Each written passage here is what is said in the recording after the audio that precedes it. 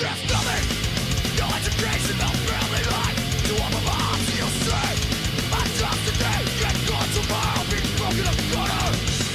I know the opinion, a broken record. Fuck you and your college dream. Actors were stronger than all. You're working for perfect price, perfect boss, perfect name and some helping to legalize dumping up Christian streets. I'm making a fortune. You're muscling down, not even Bruce. For this episode, we're going to talk about Far Beyond Driven by Pantera. It's, 1994 release, celebrating 30 years. This month marks the 20-year anniversary, believe it or not, of Dimebag's death. He was murdered in December 2004. So, just, one more thing to, I guess, not celebrate, but one more thing to, acknowledge. Yes, yeah. Commemorate. I guess we can talk about the album first, or we want to talk about Dime. I don't know. I mean, Dime's part of the band, so it's not like he's not going to come up. I think that's the biggest reason you wanted to get this done this month, besides the fact that it came out, in 24 or in 94. Yeah. Let's go ahead and start, a quick homage to fallen. Yeah, I mean, I think. I'm sorry. Go ahead. No, I remember exactly where I was. I was driving in my Honda Element, driving to my job in Springfield, Virginia, listening to Howard Stern, and I think it may have been Chris Jericho or someone called in. Maybe not Chris Jericho. Anyways, someone from another band called in saying, I guess it could have been. It probably was. It could have been. I think Fozzy was probably not out yet. Actually, not in 90. Wait, yeah, was it 2004? 2004. Yeah, I can't remember what it was. I think it was a member of a band, but they called in and they were like, "The dude from Pantera was shot last night." And I heard that. I was like, "What the fuck?" And then I was like trying to figure out who, and they're like, "Yeah, the guitar player." Or I was not Pantera. It was Damage Plan. Damage Plan. Yeah. And I was like, "Wait, Damage Plan? That's Dime's band." And they're like, "Yeah, the guy from he used to be in Pantera." And I was like, "What the fuck?" And like I just heard shot, so I didn't know at first if he was killed. I just heard shot. Yeah. I'm like, "Oh fuck, I hope he's okay." And they're like, "No, he's dead. He was shot point blank, like in the back of the head." I was like, "What the fuck?" I don't think I pulled over, but I was pretty upset. I was like, there have been a handful of musician deaths that have affected me immensely, and I'm sure, Eric, knowing you, this one had to have probably hit harder than anything else that's yeah, especially considering the absolute tragedy of it. I mean, it's so pathetic. I mean, let's face it, when you run into an overdose, it's like, hey, well, that sucks, but shithead, maybe you should have stopped doing that. Yeah. This was an absolute tragedy. I mean, you can't even... after it happened, the first thing I did was, and I think a lot of other people did this too, is fuck Phil. Why did Phil have to... Phil flat out had stated out loud, like, it would be better off if they were dead or he was dead or whatever. And I thought it was very much...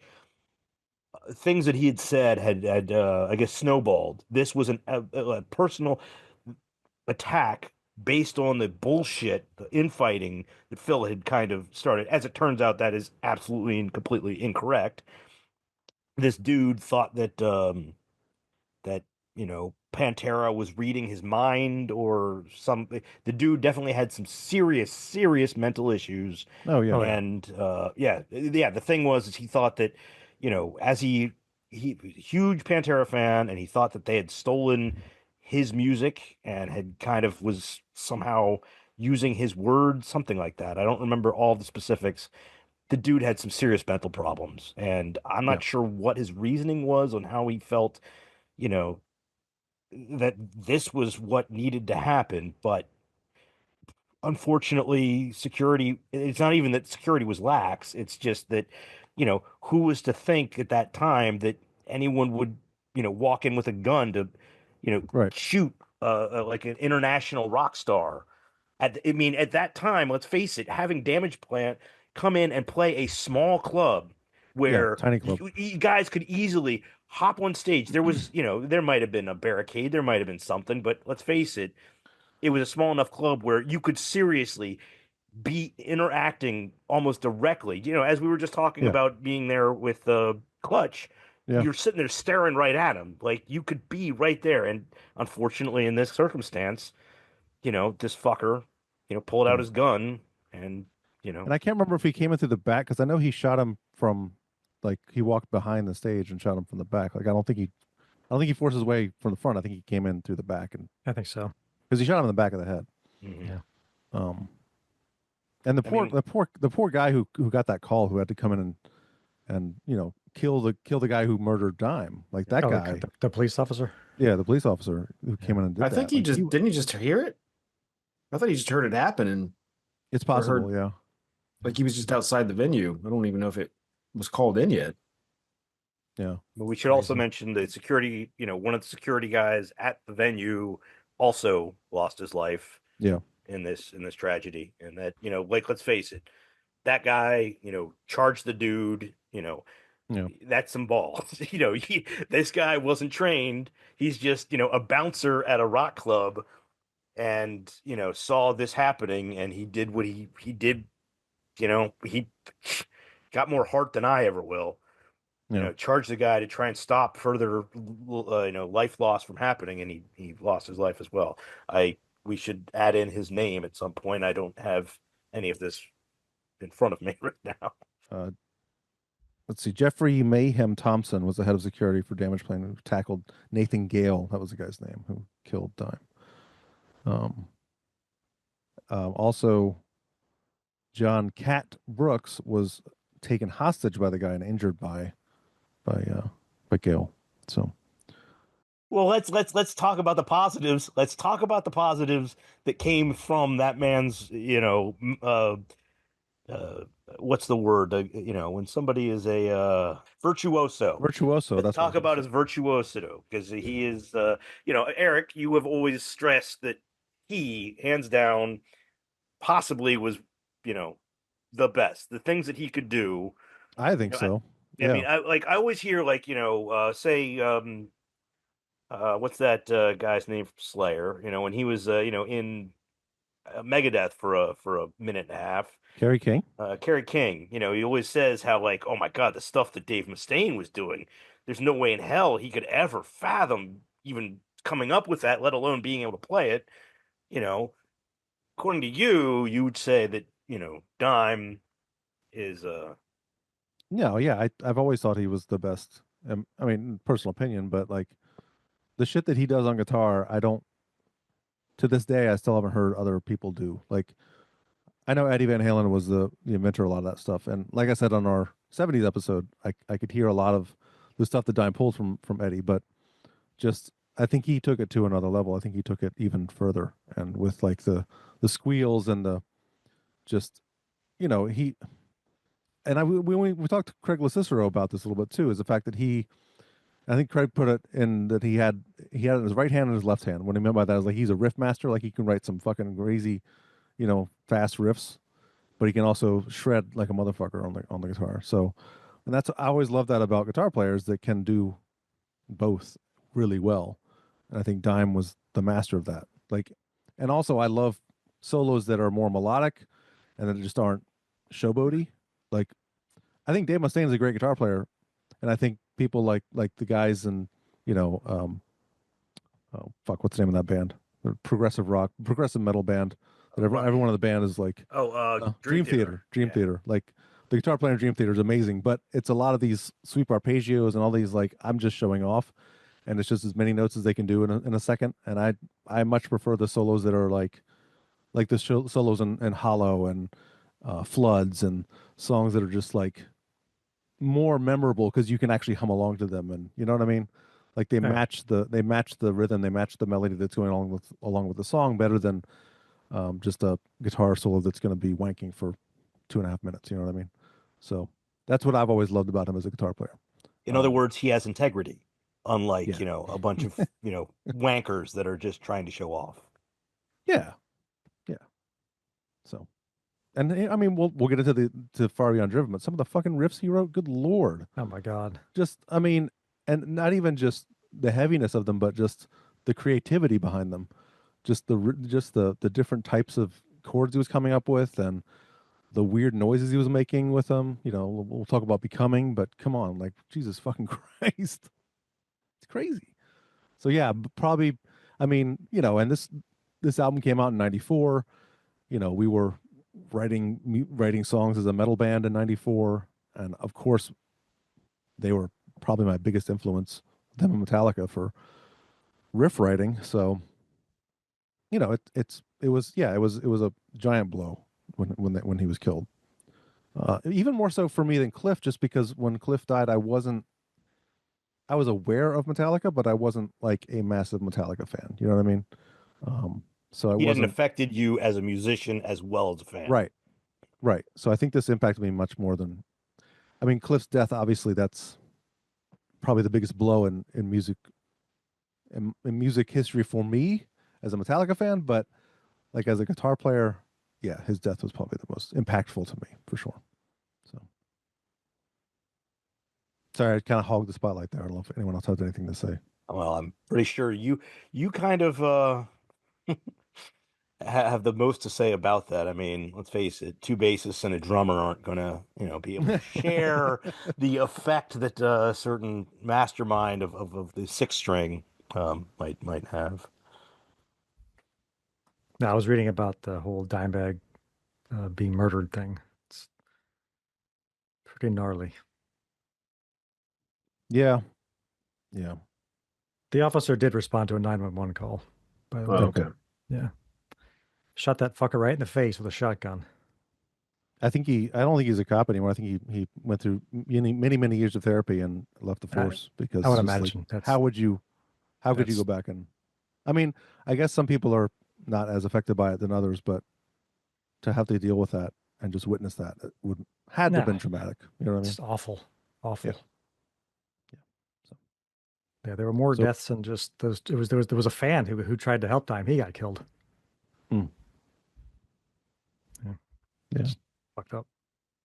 Well, as much as tragedy, is going to affect us all in multiple ways, we at least get to celebrate, we got to live at the same time that he was alive and got to hear firsthand what he created. And let's just face it, that yes, regardless of Eric's sentiment here, I would have to concur with some of his sentiment in the fact that, let's face it, what this band did was original in the fact that I believe there's numerous interviews that have stated the whole, why don't we take that cool breakdown part that everyone's got during the bridge and just make that like the verse and the basic rhythm of the song. And it was just like, how you know what, wow, how did no one else think to do that? Because they created numerous incredible songs and albums with that simple philosophy. And I think, some people, I'd say some people attempted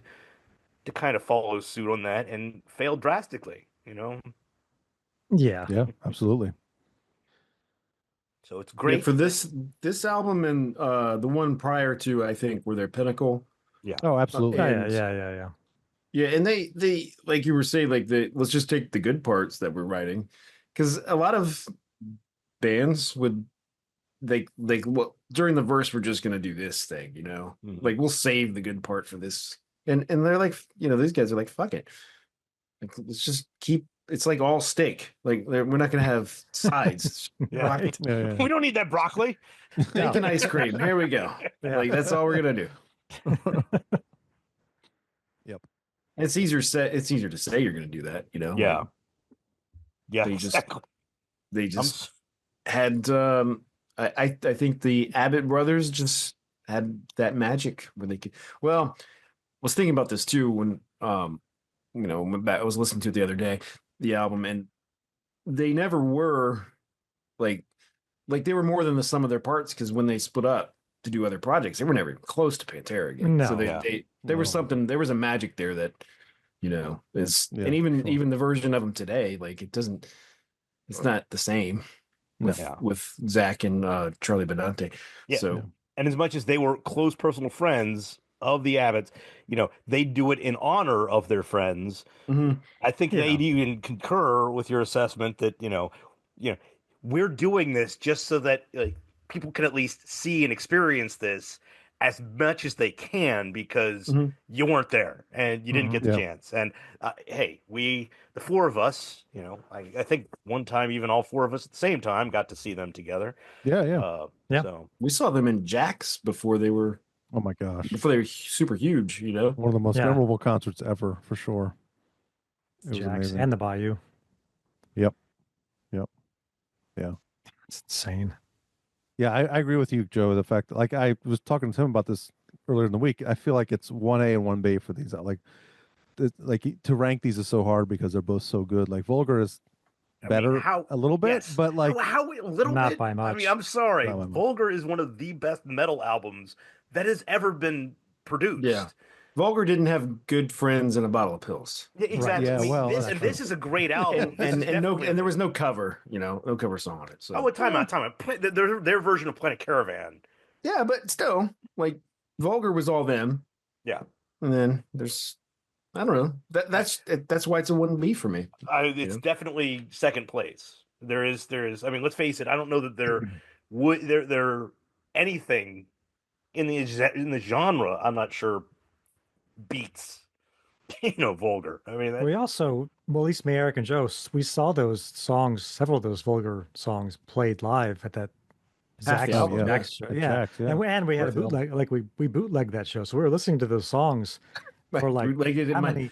tape recorder in my right under my taint in my pants. I mean, it was yeah, a shit. It take was a that, terrible the recording. man. It was a terrible recording. But to hear those songs recorded properly was such a big deal. Oh, So yeah. that played into that Vulgar experience as well. Just Yeah, we knew the bones of the song by yeah, then. yeah. So to Yeah. hear them finally finish was like, oh my god, this is unbelievable. Yeah. There's a magic to that album. I mean, Far Beyond Driven is right there though, quality wise. Jeez, So Come many on. great songs. yeah. This is also probably the heaviest album to ever debut at number one, by the I way. would say so. Yeah. Um, which Come was on. crazy to think about. Like this came out the number one album that week when it came out. That's unbelievable. Well, In 94. you mentioned that. Like, I think I've commented numerous times that when it came to bands, punk, metal, jazz, country, whatever, I don't go buy albums when they come out because, after getting, the Black Album, for my brother and my friend up the street, I realized that, you don't really need to rush out. There isn't like some kind of, far beyond, not, What do you beyond mean? Terror What are you Drome. crazy? But you want to wanted to hear hear it that immediately when it shit. comes My out. God. You do, but there is not some, beyond Terror Drome, like, war going on where people are stabbing each other while they're in line to purchase the album. Well, I It's don't not think gonna that's be- what we ever yeah. implied. That's what I always thought it was going to be until I showed up to get the Black Album. It was like, oh, okay, you want two of them? All right, Put here your you go. armor on. We're going to Tower Records.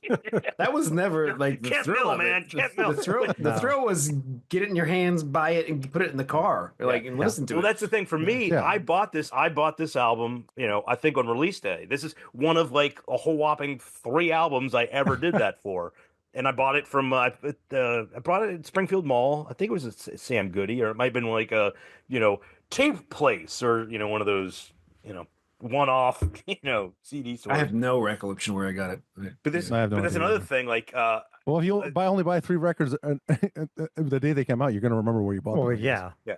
but I know at least I remember pulling into Springfield Mall's parking lot and running out and getting it. And this was, another thing about my life, I got a CD player for the very first time, Christmas of 1994. So this was one of the last tapes I ever bought. Wow. So I think I had both. I think this was the part where you had to kind of get both because you didn't Yeah. like some albums you didn't want to fucking wait to get home and Yeah. burn Right. it or put it onto a tape. Like, Yeah. like I gotta have both now. Yeah. I think I had both as well. for me, eventually my brother and I would trade, stuff that we had, and eventually somehow, and part of the trade was he had Vulgar on tape and this on CD, and I had this on tape and Vulgar on CD, and we swapped those for some bizarre reason.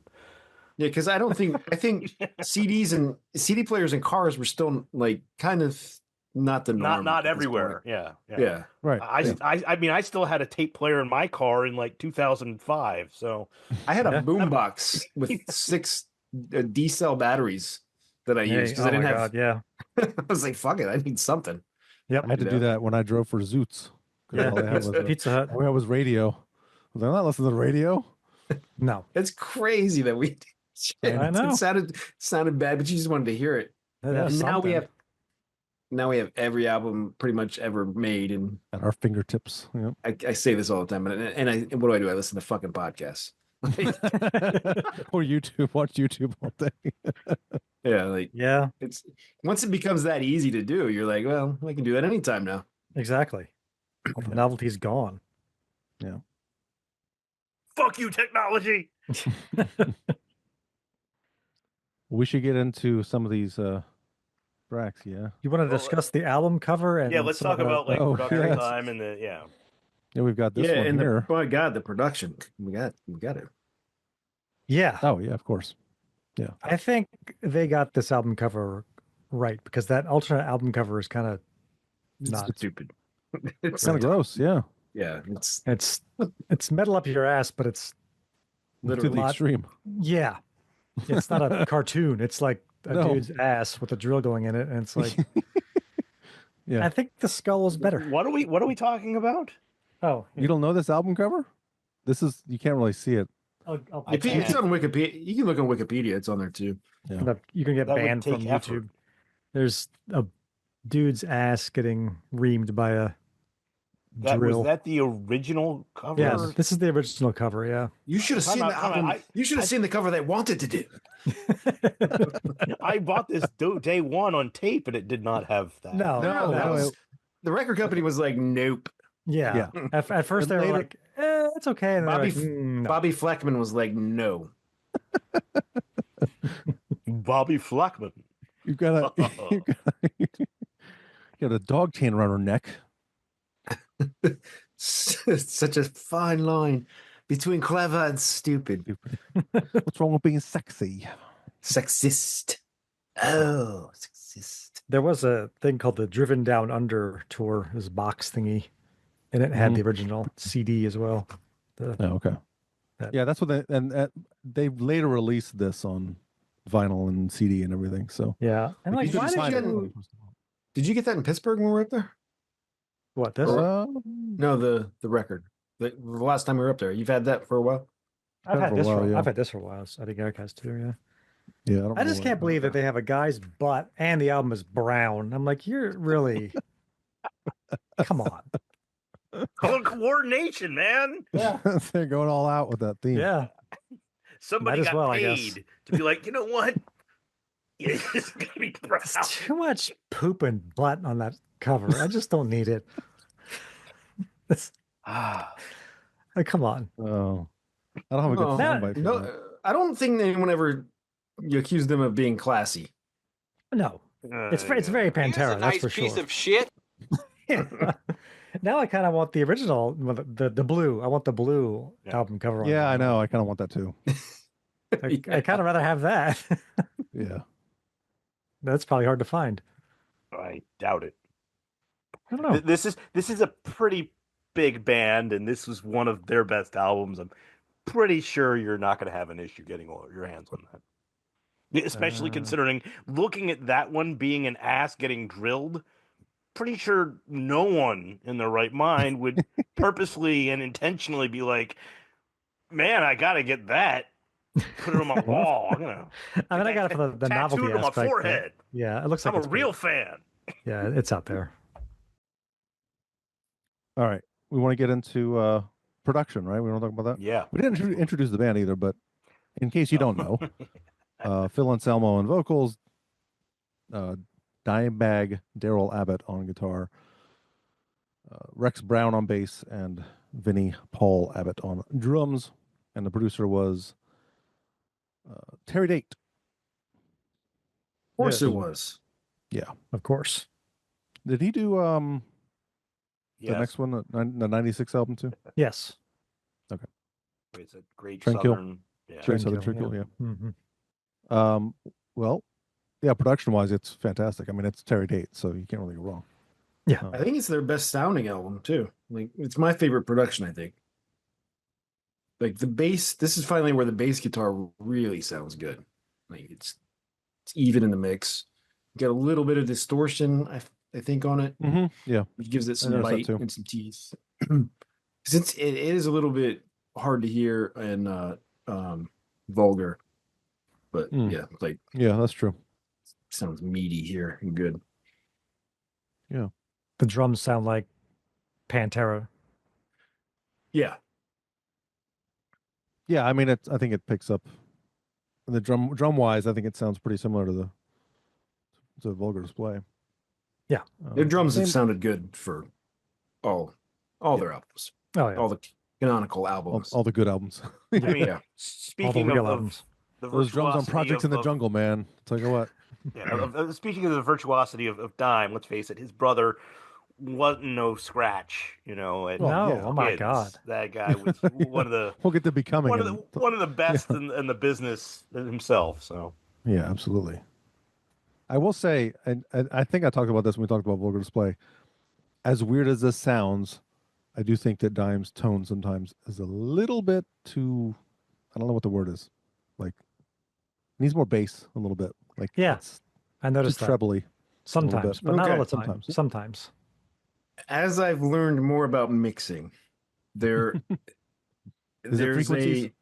there's a well, yeah, it is, but there's a phenomenon that is repeated throughout engineers and mixing people. It's the guitar player always wants to complain about their guitar sounds and the fact that when you get into a mix for anything bass to come through, you've got to cut out some of that low end on the guitar to make room for the other lower instruments. So and they talk about how like you can play like in your headphones on your amp at home or whatever, and you or even just your amp by yourself on guitar and have this great guitar sound, but when you incorporate it into a full mix, that you're just gonna have to give up a little bit of that low end for the sake of the whole overall sound. So that's what happened on Injustice for All. Well, you laugh, but that's in a way, yeah. partly what it was. Yeah. Like Yeah. that's one of the stories we've heard is that the frequencies of Jason's bass were interfering with. I think it was a James's guitar. mixture. Yeah, James was like, "This is the sound I want," and then it's like work around it. Yeah.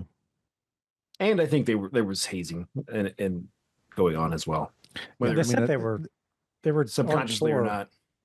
They were on the Monsters of Rock tour as well, and they were Van Halen. they were like playing shows, then going to the mixing room, playing a show, and they're like our ears are just shot. Mhm. And Yeah, I hadn't thought about that. yeah, and they got the mix back. Like, this sounds weird. It's like, it's what you asked for, you guys. Like, what? But there's definitely some of that new guy stuff too, and there had to have Oh, been. yeah. And it's James and Lars, and like they're gonna make sure the album sounds the way they want it, and they're not gonna think about Yeah. bass guitar. So Pantera. Yeah, So Pantera. Sorry. Let's not. Yeah, thanks for Gee, pulling us out of that. how rabbit did hole. our podcast tangent into a discussion on Metallica? Yeah, I think I'm the right? one who caused it too. But sorry. We were talking about the guitar blame the tone Four Brothers. and how like distorted guitar kind of doesn't sound as thick as you might think it should, and I think that's the reason. You got to give room to the kick drum and the bass guitar. Yeah. And everything's got to fit. Yep. Okay, should we get into? Whoa, the tracks. Starts off with a bang. Yeah, you could say that.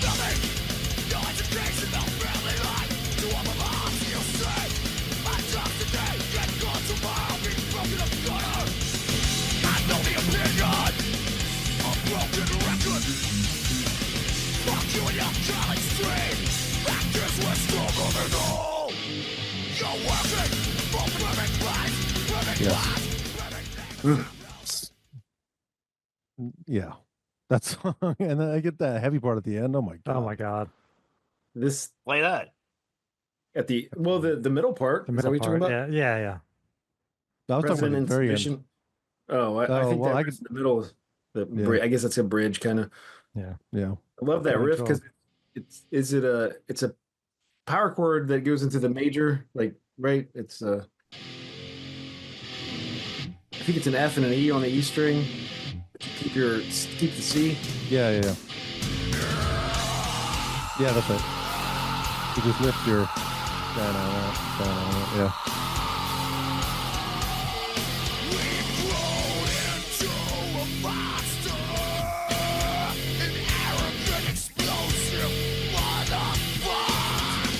Do you have a live version of that riff?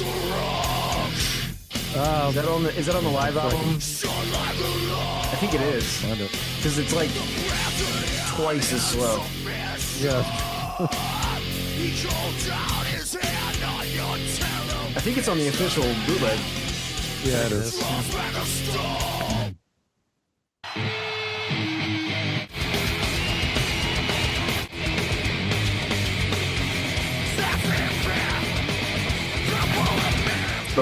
It's before that, isn't it? No, it's right here.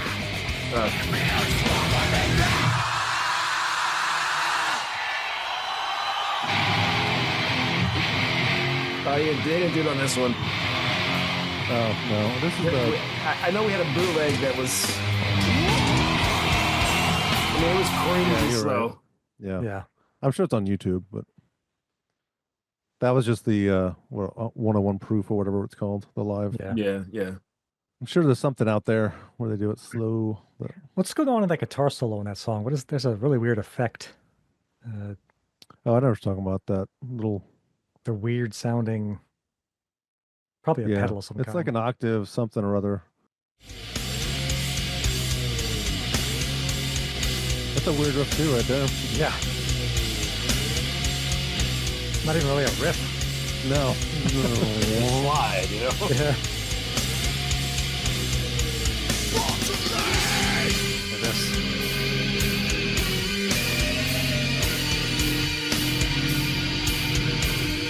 Weird.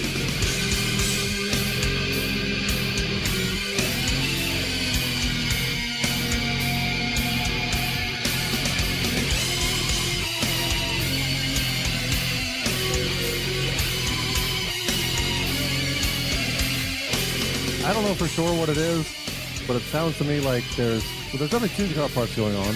Yeah. One of them might be the Digitech whammy pedal that he's got pushed down that he uses on Becoming, that wah, wah, wah, wah. You know what I'm talking about? Yeah. If you do that on a lower string, it's going to make a higher sounding noise, obviously, right? Because it's pitching it up like two octaves or whatever. So it may just be that with a second guitar part. But yeah, there's some crazy other stuff going on, like flange or something going on with it too. But yeah. It's cool though.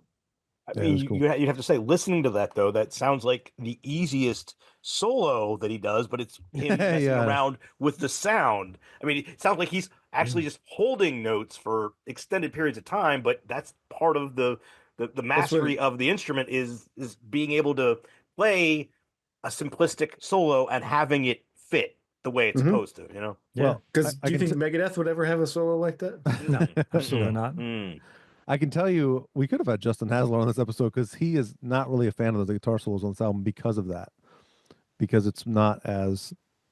What he's told me in the past is like he doesn't like the stuff where he's using pedals to enhance the sound of the guitar. He just likes the more natural stuff, like what he does on Cowboys or, you know, some of the stuff on Vulgar Display. I disagree with that completely. Like, I love the fact that he's using weird ass shit and making crazy noises with the guitar. Like, that's... Yeah. I've always found that really awesome. Sound. It's what music's made of. It's what Tom Morello made a career out of. So. Yeah, I was like, I wonder if, did Tom affect, the change in what, I mean, not Tom. Maybe. If you ask Tom, I'm sure you would say yes. Yeah, I bet yes. Well, I mean, maybe it's possible, but who knows? So Becoming, we got to talk about the drums on Becoming, right? Jesus of course. Christ. It starts. This is not a trigger guy. No. He's actually playing the drums. Yep. There's video of it if you want to see it.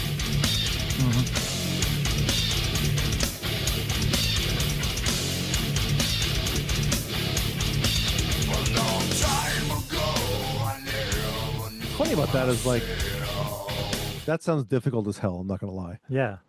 With everything going on in music these days, the way metal music is what it's become, it almost sounds like that's But Yeah, pedestrian. but Yeah. Yeah. pedestrian. he's actually really actually taking playing the that. drum. It's Not like super- these fucking bullshit trigger drummers now No, Yeah, it's super creative. exactly.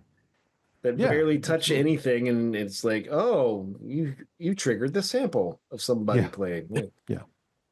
I But also finally, back into the whole engineering, the mastering of the. I mean, that bass sound, like I mean this album goes down for me as one of my favorite drum sounding Mhm. albums that there is.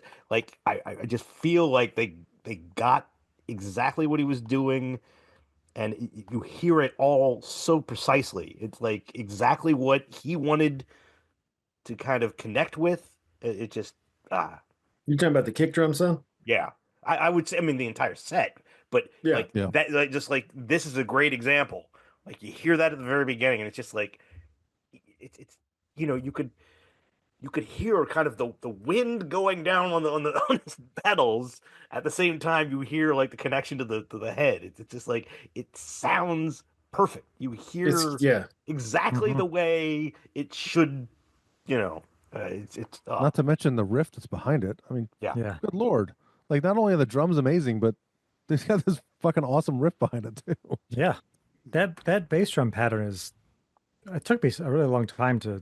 Well, I didn't figure it out. I just saw videos of how to play it, and I was like, Oh, it's Tim, so- you never figured out how to play it. Don't- I didn't, but it's super super simple.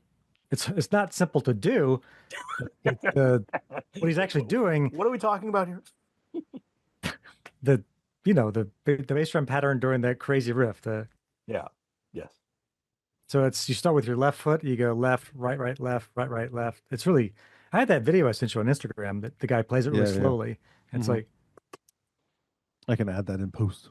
yeah, but it's just Oh, so he's just the 30-second notes he's just adding in with the left.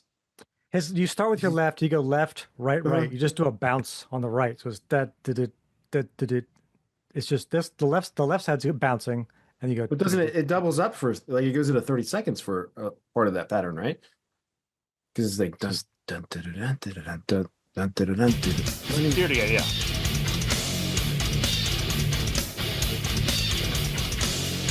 Is that all mostly the right? Yeah. Huh. Okay.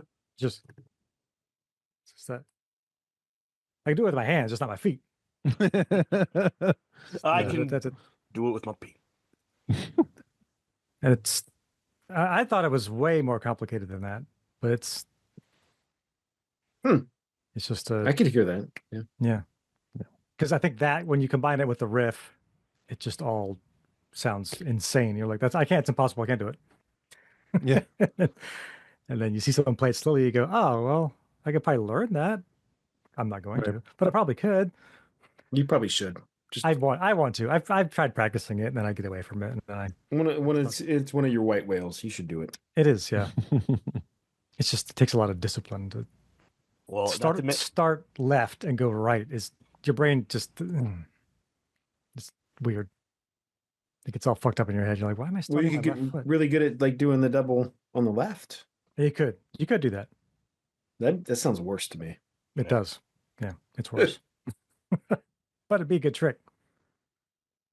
But This is another Anyway. one of those songs live there's an addition to that. And you can hear on the album when that's like that during the chorus where he goes, "Ba da da da, I'm born again, da da da da," boom. There's like Yeah. this giant boom that live, you're like, oh my God, I felt it in my gut. Oh yeah, Yes. there's a sample there, right? yeah, it's a sample. And you Or can hear it on trigger. the album, but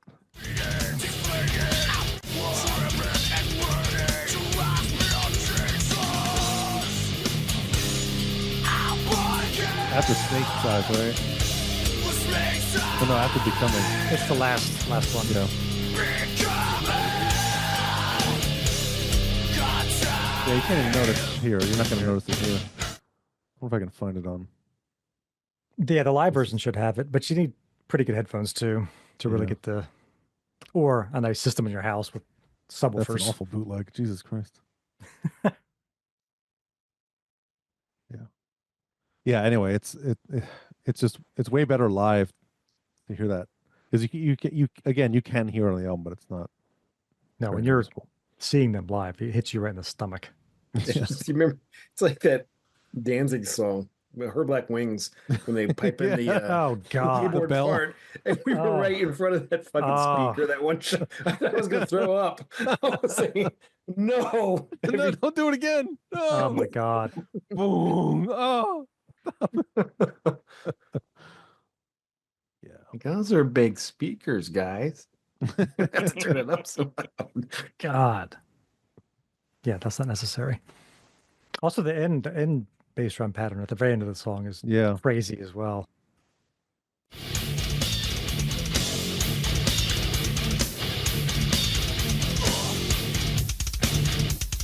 This was a Headbangers Ball riff. Yeah. Yeah, that's right. Jesus Christ. They should go into throws of rejection there. That'd be a good idea. I wonder if they were throwing.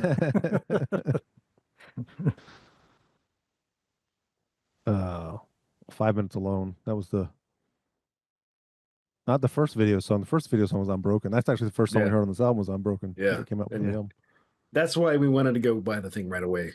Yeah. Yeah. We saw that song, like, oh my God. Yeah. So 5 one of Minutes you, Alone, you know. one of you guys, I gotta, before you play it, somebody coined the term 5 minutes of boobs, and this never left. You know what I'm talking about? Like, I remember. never left my head. Every time I hear this song, some Cinemax movie or something, right? I'm sure, yeah. 5 minutes of boobs, and I was like, oh no, the song is a little bit ruined. Oh wow. Thanks, Cinemax. Joe. You just ruined this. Good. Well, He's not alone anymore. it's a nicer message than what the song. It's a violent song. Yeah. Yeah, and they're actually Mention that. so. This is one of the few songs of the album that I know the lyrical content of, or like what the story is behind it. Yeah. Is there a specific? Yeah, there was. I think there was like a reporter or something that was written about them, and Phil just said, "I want to get that guy in a room and just get 5 minutes alone with him." Is that right? I read something different. There's a different story on Revolver. Oh, really? Maybe I'm wrong. Yeah. They were opening the Megadeth opening for Megadeth story. Yeah. Yeah. That's the one I read. Oh, okay. Yeah. Who said this? Brickwall Vince Paul. He said they were opening for Megadeth, and there was a guy I'm paraphrasing. A guy flipping us off the whole show, like in the crowd, and they stopped the show, and I guess they confronted him a little bit, and this guy, and they said something like, you know, everyone's into us. What's your problem? And I guess 10 guys jumped the guy and beat the shit out of him. His dad called the manager after all the lawsuits and this and that, and basically said, "Give me 5 minutes with that Phil Anselmo guy. I want to whip his ass." Okay. Yeah. I wouldn't fight Phil Anselmo. The manager said. The manager's Especially not response, 94. the manager's response was, "I doubt you do." And then he hung up on him. We can hear Phil talk about in his super deep voice. There's some interview where he talks about it. This is Loudwire. Is that what you got? Before? Talking about 5 minutes alone, that actually came from a real situation where, God, his voice is deep. for a fucking change, I wasn't guilty of starting some offstage brawl or some crap like that. And out of nowhere, left field, I think we played a California show. I'm not particularly, I don't remember the exact place or city. But here comes this lawsuit, and it's this guy claiming that I jumped off stage and beat him up, and his dad had quotes, and one of his dad's quotes was, "I don't care about any lawsuit. I just like to get that Phil Anselmo 5 minutes alone. And my manager answered him back, no, you wouldn't. So, I mean, it's a lawsuit. You got to fucking pay lawyers and shit. Pissed me off. So fucking yeah. It's stuck in my head, and hence 5 minutes alone. There you And you know what? That piece of shit probably prides himself over. Yeah, man, that was Yeah, right. But me, fuck you, Probably.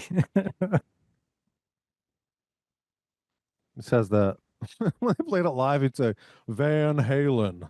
Oh yeah, that's right. Why would say that? So weird. Why would he say I don't know.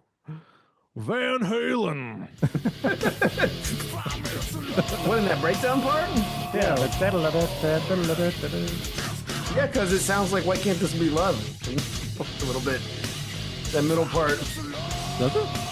I think so, a little bit. That, you know.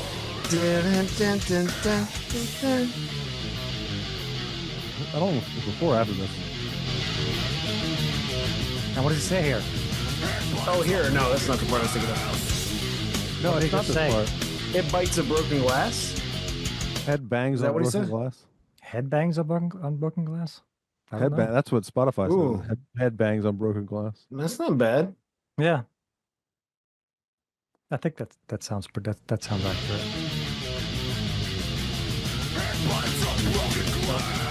It sounds like bites. Yeah, Like bites. 8 pints. I thought it was 8 pints at first, but then I thought it bites of broken glass. I think it's bites. There's something bites. Yeah, Yeah. something bites. I mean, Mega pints bites of or mega broken bites? glass. Yeah, It's like the Master of Puppets line. Pancakes. Go. Pancakes. Fix me. Pancakes Fix go. me. Yeah, this is the one. Van Halen.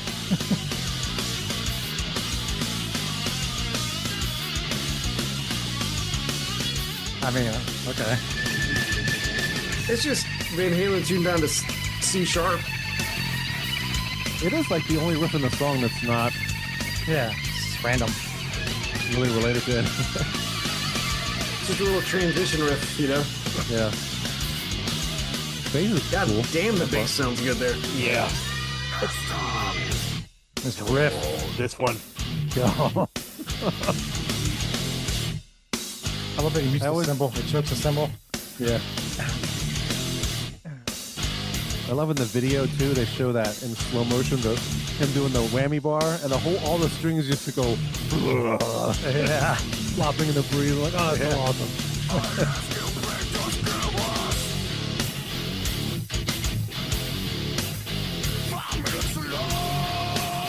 Boom bash on the drums.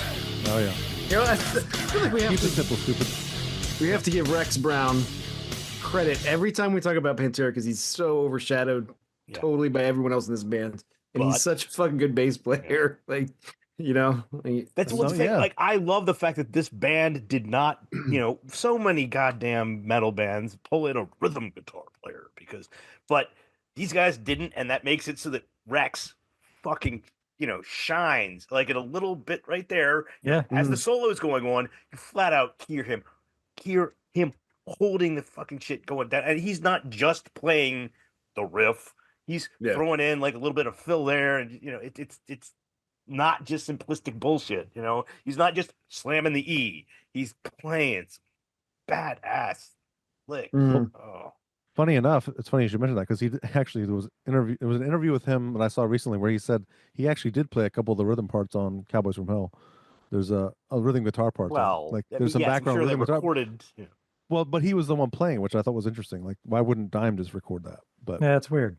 maybe Why Dime was didn't like, Tom Araya play any of Play the bass ever. tracks on- I think we There's know that.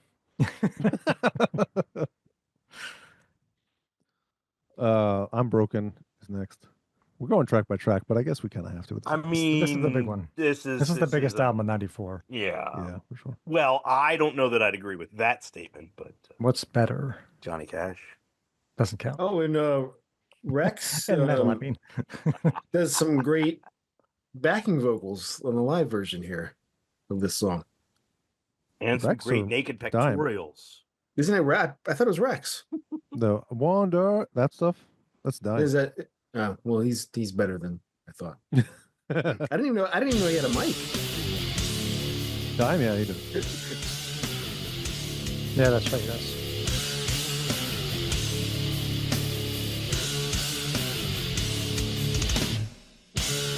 Yeah, the first time I heard this song, oh my god. Oh my God. Yeah. I get.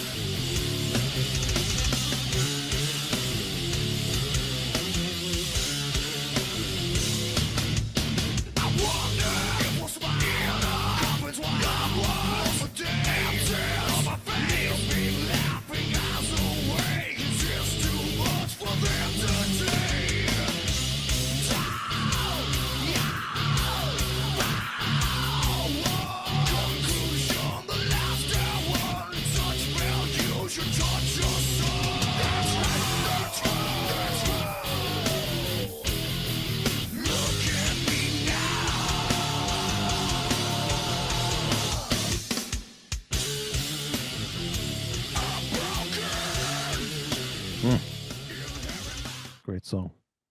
All right, so that was the first video. Yeah. Mm-hmm. All right, what Came else out, came out? like 2 weeks probably before the album. Yeah, Probably, okay. yeah. So was that the only thing that was released before? Because I mean, that's another thing. Like, you know, it was Similar Pantera- to Vulgar. Like they put a single out like right before the album came out. Yeah. I guess that's what a lot of bands did. But Yeah. this band picked the right ones every time. Yeah, and I mean, what wrong one was there on this or the previous album? You know, Well, that's true too. Yeah, but I don't know. besides Good Friends and a Bottle of Pills. It made our mouths water for like we gotta Yeah. get this. Yeah. And you got the breakdown in the middle of the song too. That riff.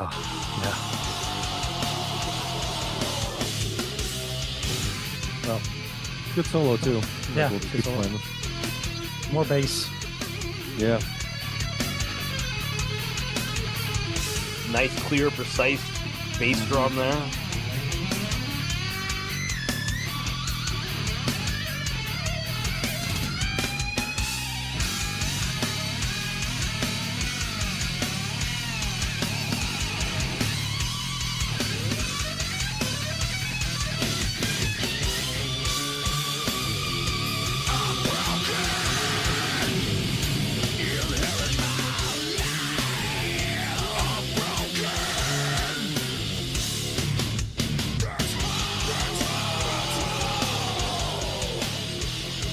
Those vocals too. Good lord.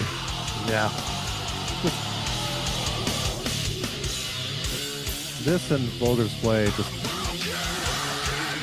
was the best. Those were the best. I feel like after this album got more like sludgy and weird. Yeah, Is this Yeah. 6/8? they stopped writing. They stopped like recording together too after this. Yeah. I think it is 6/8. 3 1 2 3 1 2 1 2 I think it's 3 4. 2 3 1 2 1 2 3 1 2 3 1 I think it's 4/4, isn't it? No? I do. Yeah.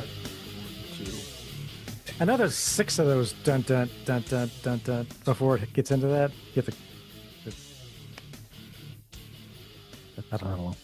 It felt 4. I always have to count. I'm always like, okay, there's 6 of these. 2 1 2 3. It goes in a. It's a 4 or an 8 pattern. I don't know. It's a weird riff, but it's Yeah. cool. I can look it up. I know how. We have the technology. Yeah, don't you guys have tablature on this just like sitting next to you, right? No. That that's funny is I don't know a ton of Pantera on guitar, believe it or not. Well, I the don't- solos you're not going to even fuck Eric, right, who exactly. are you? And what have you done to Eric? I know Domination, and I know like Yeah, we played a little Domination. bit because some riffs, like I can play some of Strength Beyond Strength. I can play some of the first song on Vulgar, but like believe it or not, I don't know how to play Walk. I know I'm sure it's not hard, but I never learned it. No, you probably figure that out. And That's a pretty boring one to play. Yeah, I'm sure, but The riff before the outro is 4/4. The riff before it is 3/4 according to the tablature. So that could be 6/8 too. You can count them either way. Yeah, it's weird. I know it's weird because I always have to count because it's not. It's you think there'd be 8 of those dun dun dun dun, but there's not. There's 6 of them, and I'm always like, God damn it! Yeah. I want 2 more of these. Yeah, 1, 2, 3, 1, 2, 3, 1, 2. Yeah, it's 3-4. I think would be a better time. Yeah. I'm sure unintentional. I'm sure they didn't say that. Let's start a 3-4 song, guys. Probably. Well, the next not. song, Yeah. that's the only bad song on the album. This like when this song when I first heard Short, this album, thankfully. Yeah. you know, I was like, The yeah, man, that's just all the. well, if you take bitches the are gonna lyrics make away, it's a hot cool little lick. sandwiches. Yeah. Yeah, Wait, I'm because it sorry. is I talked mostly over you. bass. Make your sandwiches. Yeah. Yeah, it's a cool groove. It's too bad. It's too bad they didn't develop it into like a proper song. You know. Yeah, it feels like a B-side to a single or something. Yeah, it shouldn't have been on the album. But I mean, that's the one thing when it comes to this band. Good Friends and a Bottle of general for Pills is the me. song we're talking about, by the way. Yes. Yes. But you know, Oh, I meant no. I'm just kidding. Just for people But- who are listening and don't know the album that well.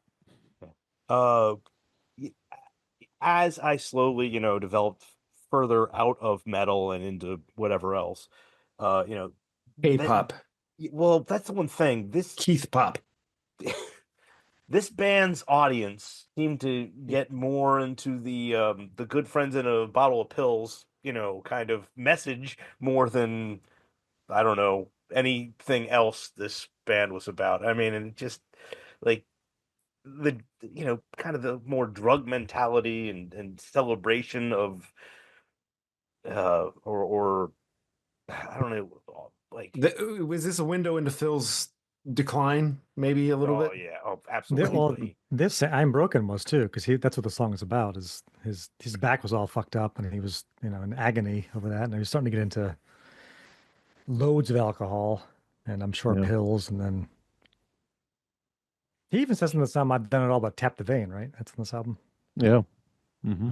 that he broke that But one. that didn't hold up long. Yeah, either. exactly. That didn't Yeah. last. So yeah, Shedding Skin, right? Is that yeah, there? Oh yeah. Well, One way or another, that's the one thing. Like No, this band- Hardline Sucking Cheeks is where that's right. this is That's at. right. The like next this, song. Oh, yeah, this yeah, band, yeah. this band, like the songwriting, the rhythm, the everything is just so phenomenal. And God, I hate their fans. I mean, it's just like, Yeah, Pantera can make it fans hard. were like just back in the 90s, it's like when it came, I mean, and hey, I know this band is, whatever, Phil's from New Orleans, but, they were a Texas band. And in 98, the Dallas Stars won. I'm a huge hockey fan. The Dallas Stars won Stanley Cup. Pantera was with them celebrating with the cup. The Stanley Cup ended up at the bottom of Mike McDonough's pool, I believe, tossed specifically by Vinnie Paul. I think it's my one of them God. definitely threw the cup into the pool. It's kind of a historical moment because Yeah. a lot of weird shit has happened to the Stanley Cup, but the fact that Pantera, tossed it off of a deck into the captain's pool thing, it's a pretty cool story. Yeah. But still, outside of that, God damn it! Why couldn't their fans, just? I do remember they won that cup on a missed call. It was yeah. I mean, Buffalo had every right to be a little pissed off. They weren't gonna come back to win it. I mean, sure, fine, whine about they shouldn't have gotten that goal. They shouldn't have gotten the goal, but they were gonna eventually get the cup. There was no way in hell Buffalo was coming back. And Also, fuck Buffalo. in general. I don't know if I agree with that. They shouldn't win sports. Oh, come on. The Bills deserve something. No, I mean, no. God. Have you seen? You talk about Pantera fans. Have you seen those fucking fans? Lighting Bills their fans? buttholes on fire and jumping through tables at the tailgate. Like, Wow. I haven't. I don't pay too much attention to football. oh, but they're Maybe the that's the Pantera inspiration fans. for this album cover. They're the Pantera fans of NFL. That's what they wow, are. I did not know that. Well, yeah, Greg Gonzalez again, getting a second mention. this Oh podcast. yeah, those guys are Buffalo. Big Buffalo, from Buffalo. So you know. Well, Yeah. he definitely Greg and lights Rob. some farts on fire. And when I think of good friends and a bottle of pills, I think of Greg. So getting back to that song, there actually is a quote from Rex Brown saying, it was just kind of fucking around. Vinny had a drum beat, Dime was just fucking around with that pedal, and I had a 5-string bass. We listened to it at first and we went, what the fuck is that? And then Phil put the vocals on it and it blew everyone's fucking minds. Man. Really? It did? Those lyrics? Okay. Well, maybe he meant that in a bad way. I mean, it's like, wait, how about I talk about rape for like 5 minutes? Yeah, right. What? Why would you do that? Wait, do you think it's rape? I don't think. I don't think it's rape. Well, I think guess it's it's rape. not. I mean, I think it's like a cuck situation. well, it is, but this whole like your wife could have been a amputee or Burn I'm victim. pretty much that's saying that it was going to happen whether it or her or the Too bad dead. he didn't throw a dude in there too. That would have been very progressive and forward thinking. Well, time out. There's a dude involved. It's just he's not conscious. Yeah. Oh yeah, Yeah. Maybe that's the secret message. It was him. Maybe. Double out some brash fantasy. I fucked your girlfriend last night while you snoring drool. I fucked your love. All right, we don't need to play a lot of this, right? No, we didn't need to really play Play a little bit of probably. this thing.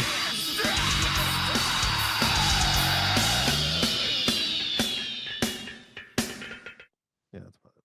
Yeah. All right, Hardline's Tongue in Cheeks. Much better song. Moving on. Yeah, if you needed to Longest fit song on this the onto a short tape, that was the one you would take off. Is Oh, yeah, that was absolutely. 3 minutes of that one.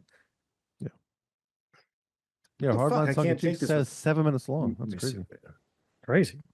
Can you change the view, Joe? If you change it to like, Yeah, I'm gonna try that. What's the? It's on gallery. Let me do speaker. Yeah, that hello? fixed it. Okay, you can probably move it back. We're back to normal. Sorry about that. Okay.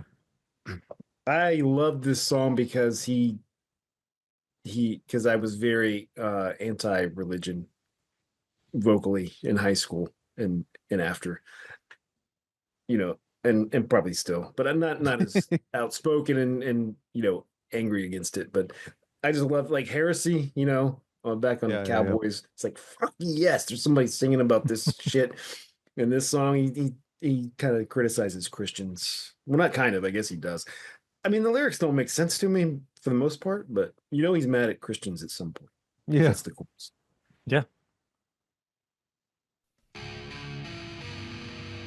This is the ballad pretty much of the album.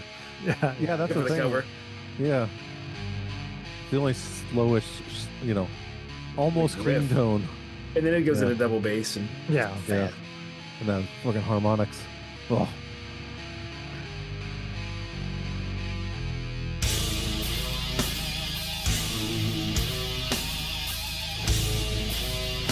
I think that's a 5-string bass. Oh yeah. Tuned down to A Something. Yeah. sharp, maybe lower.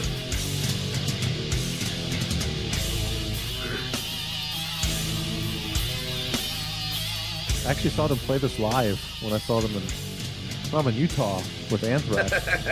Wow. Of course they played this in Utah. Yeah, One right. of 5 people there. No, it was crowded. It was Oh, I an awesome doubt show. that. It was a great show. They probably sell better in Utah than a lot of other states. People are desperate for something like this.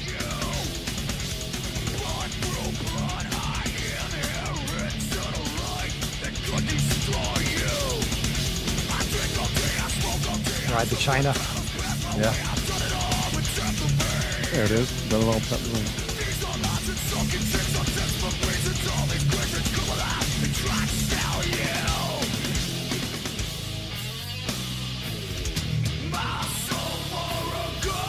So what does that lyric mean? I don't know. Sell you my soul for a goat. What? You could probably Google that real fast because Is I don't there think- I some don't meaning know. behind that? I have no idea. No, probably not. I mean, he talks about his lyrics on this album, how they aren't the most mature. Yeah. Bit nonsensical. It just sounds fucking cool. Well, and hard lines and sunken cheeks. Like, what is the reference there? He's just weathered by yeah. life at this point. That's what I thought. That's how I always took it. He's just beat down, you know. His lines in his face are hard and his cheeks are all sunken in. He looks all old and beat up. This is their Dead or Alive. Yeah. Yeah. A little bit better of a song, but yeah. Yeah. Not weird like that song. There's a really cool part. Let me see.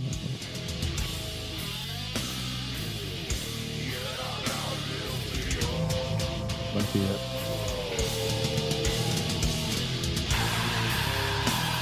That's not it.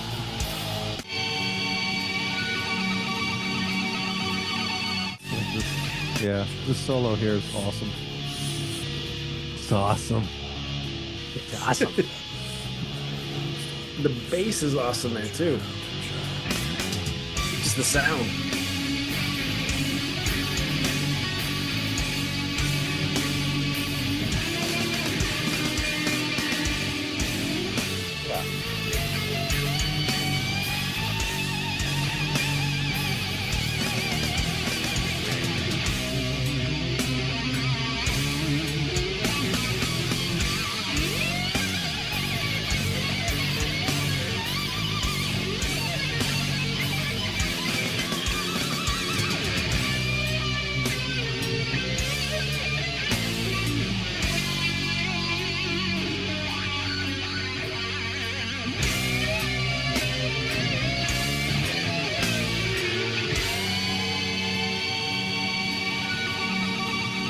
I just love that solo.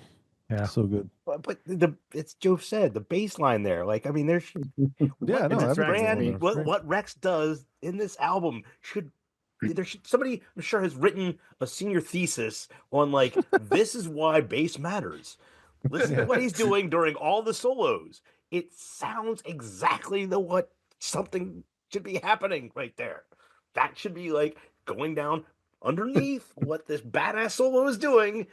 That's happening, and you can hear it distinctly, and it's beautiful. I can't find anything on selling your soul for a goat if there's any meaning behind it. Everything just says it's a Pantera lyric, so I guess it's must be an original Phil Anselmo thought. We can concur on that. Yeah.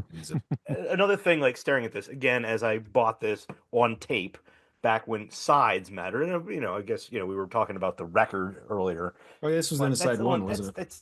Was this the last track on side one? I think so. But and that's Probably. one It's thing. 7 Like, minutes long, so, yeah. looking at the slaughtered 25 years, shedding skin, throws a rejection. It's just like, God damn it! This is one of those albums. It's just like, what side am I going to listen to right now? Yeah. Yeah. Fuck. What Yeah. side am I going to listen to right now? Yeah.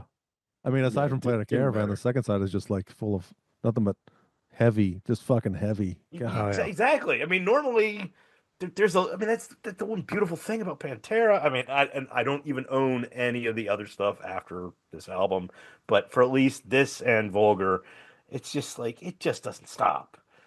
It's like it's just a great album from start to finish. And Well, you'd probably like the next two. We're not saying they're bad. Oh no, Just- I love Trendkill. Like, they're fucking great. Yeah. The last album Yeah. is really fucking great too. It's just not, it's not like on the same I mean, level. that's the one it's not like thing. they're poopers, Like, That's the thing Yeah, when it they're all comes good when it songs. comes to this album, as we just already discussed. I should probably just shut the fuck up and take this out in editing. But I'm sorry. Like when I listened to this album, as I did, as we're preparing for this, like just loving this. Just like, God damn it, man, Vulgar Display. Yeah, man, this is kind of garbage. Yeah. Because, in comparison to me, Vulgar Display wins this one hands down. There is no 1A, 1B. This is Vulgar Display. I don't know. Gets, I didn't have that. That I didn't have wins that like the thought. gold medal of all time, and then this is a incredible metal album, but it's right there with like say Master of Puppets and Operation Mindcrime and other great metal album. I mean, hey, listen, I'm just throwing out a random one that just came to the top of my head as something I enjoy. It sounds a lot like Queensryche. You're right. I mean, it's a silly argument. Like it's not an argument, but it's a silly thing to say. Like, well, you know, You're I a don't know. silly To thing me, to say. to me, it's Give me 5 minutes alone with you, Aaron Ford. maybe Vulgar is. I still think it's a better album. I'm not saying it's not. I do think it's close though. This is a very, very, very close second to me, and it's possibly because some of those songs on Vulgar are a little bit overplayed live, Yeah. like Walk and you know, the first song. I blank on Mouth the for name. War. Mouth for War. yeah. Yeah. Like both great songs, but like every time they play live, they have to play those two songs. It's like I mean, no, A New Level. That's the no, one. I'm That talking, well, no, it's the song they open with. I'm talking about the first song on the album. But yeah, that Oh, too. okay. They play those three songs all the time. All the time. So it like the second half of this album, you never hear these songs. No, I'd love to live. hear like Rose of Yeah. Rejection or 25 Years Yeah. live. Yeah, I mean you did back in '94, but Yeah. when you go see them now, they're not going to play these songs, unfortunately. No, I think they So- busted out Slaughtered. Yeah, I think you're right. Yeah. But it's Wait, did they play that in Boston? No. no. But I they don't were think so. opening. They were opening though. Yeah. So it was pretty. I mean, it wasn't the short. may have played a short Jiffy set, Lube. but it was. We saw them. They, At they might have. Was- Yeah. Was that a Metallica show? Who was the Yeah. opening? Yeah. Metallica. Yeah. Well, speaking of Slaughtered, Yeah. it's the next track. Oh yeah. That riff. Oh God, that riff. Yeah. I love the left, right. Yeah. It's all left until that. And again, the double bass pedal in that. I mean, it's just But his next riff is so cool, dude. Yeah.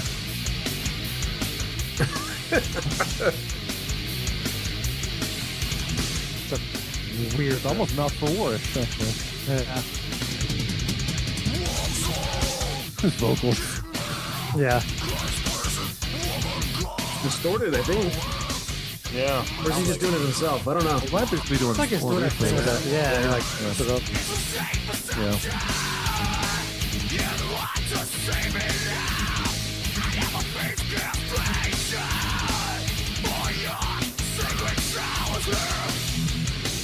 Oh, drums there.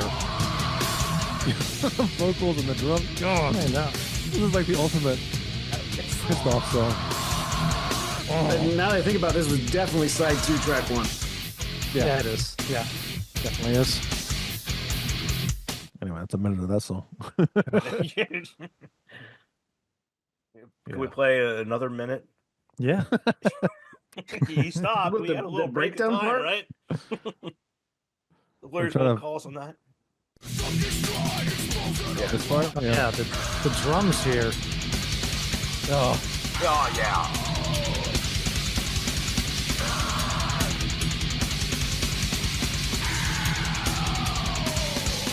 This part.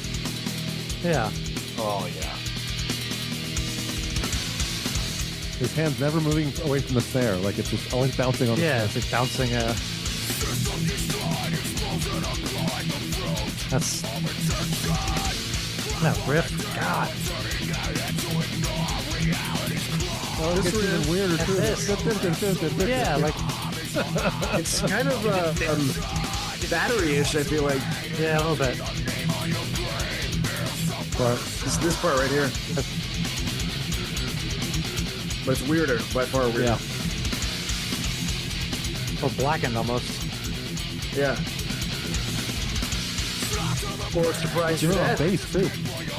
Yeah. Just gonna play the whole fucking song. Jesus. Okay. It's going to be banned in New Zealand. The Russians aren't gonna hear it. Damn it. Ugh. I mean, listen to that. I mean, just like the drums.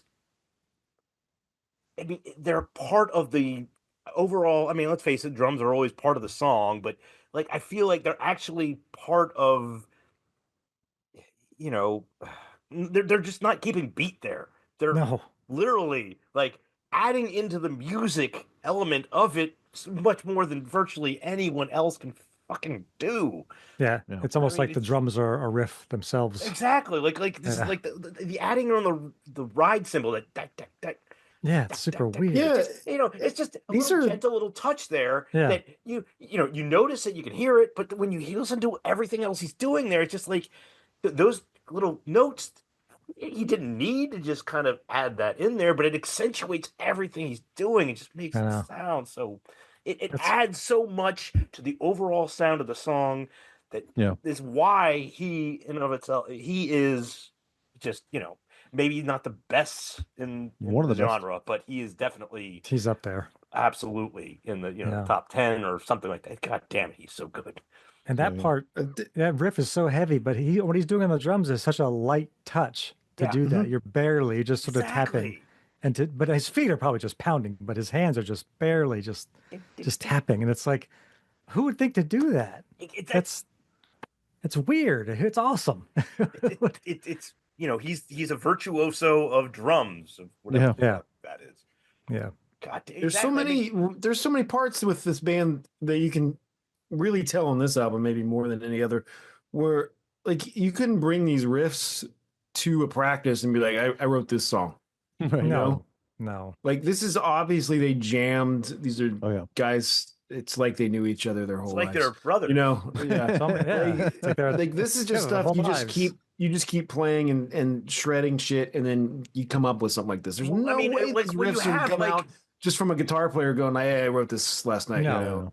Well, when you have like a brother guitar player that is talented and a drummer that's talented, they can come up with that kind of musical understanding. I mean, when you have brothers that are just garbage, they might come up with some kind Like of the Proclaimers you're talking about. oh yes definitely You're not saying that the writers of the song Beef Expunger were not any good, are you? Is that what you're trying to? I was I think that I was one thinking you of changed the brothers. everything. I guess Joe wrote Oh, that's that a good song. No. Well, Joe wrote the lyrics. I didn't write any of that, any of the riffs. Like, good God, I can barely play them on bass. I have no idea how to play those things now. I think I remember most of them. I'd have to probably. Anyway, let's not. For anyone's wondering, I just threw out an inside joke to the Ford brothers. It's one of our classics, Beef Expunger. You guys are brothers? Well, it was either Terry Date or maybe it was actually Dime himself who said something about how when they were recording albums, it was just they would basically finish each other's sentences musically. Like they just knew instinctively what to do on certain parts. Like it was just if he's doing this on guitar, I'm going to do this on the drums, or if there's a part that's coming up on the drums, I know I'm going to do this on guitar. Like it was just they were that's a lifetime we mentioned of that playing music together. Yeah, we've talked about this before.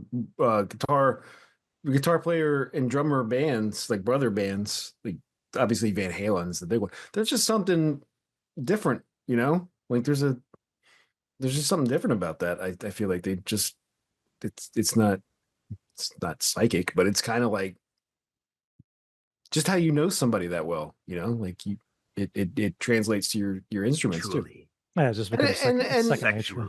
I've noticed, and to make it all about us, I've noticed where, Eric and I are playing in our bands, like we just know at points when we're going to stop a song, and we have two other musicians who we haven't played with very long, and they don't fall right into that. But it's like we just like I know we're going to stop here, or I know he's going to be able to do this. It's just you just build that up over playing with somebody for so long. Absolutely. So 25 years. Yeah. So they had this riff for a while because they played it live a bunch. Actually, they had vocals too, didn't they? There was a whole. Yeah. They were different, but Yeah. They weren't as. I don't think they were nearly as angry. No. Gee, what's this song about? I think they played it slower when we first heard it, and we just kind of screamed over it. Yeah.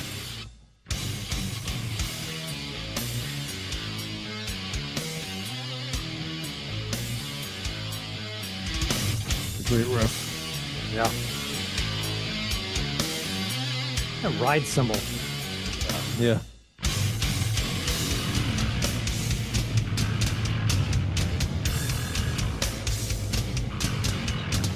That bass there too. Jesus. Yeah. It's pissed off sounding. Yeah. Growling bass. Yeah. Like muddled a little bit, you know? Yeah. This is one of the best songs in the album, but it's sort of forgotten about. Yes, yes.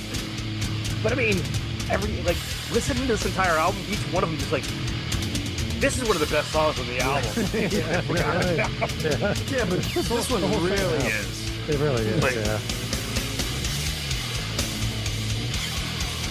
Fixed straight. That picture, oh my god, you know.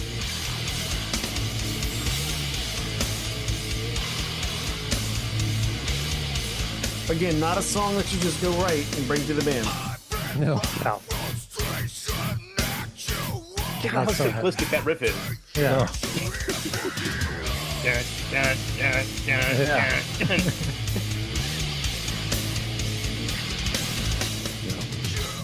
Yeah, it's almost 2 minutes of the song, but Is it already? Jesus. Then there's that weird off time thing. Yeah, then they do the opposite, like the upstroke. yeah, yeah. That's tricky. And that opening riff is nothing special. It's just kind of a minor scale that they Yeah. kind of a bluesy thing that they're doing. It's kind of bluesy and southern rock. It's actually Like, well, the bass slide is it? no, I mean before that, the very opening lick.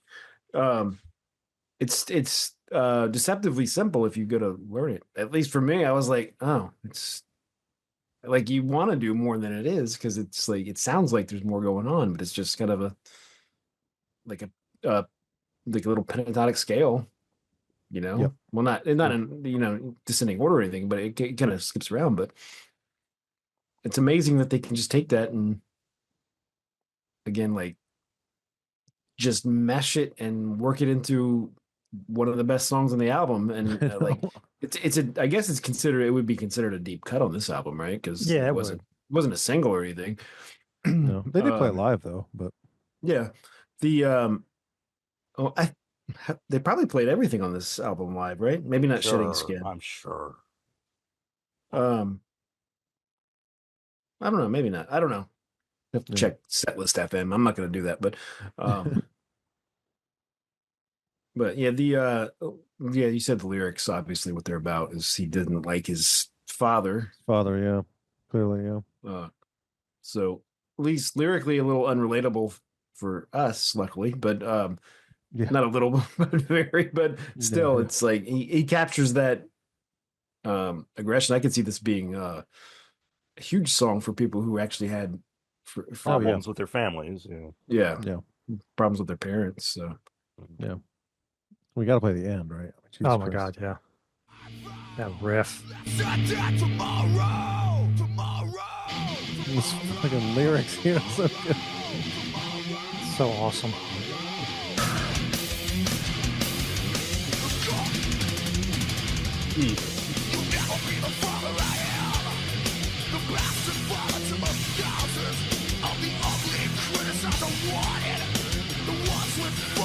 Just like you, we're fucking your back, fucking your back.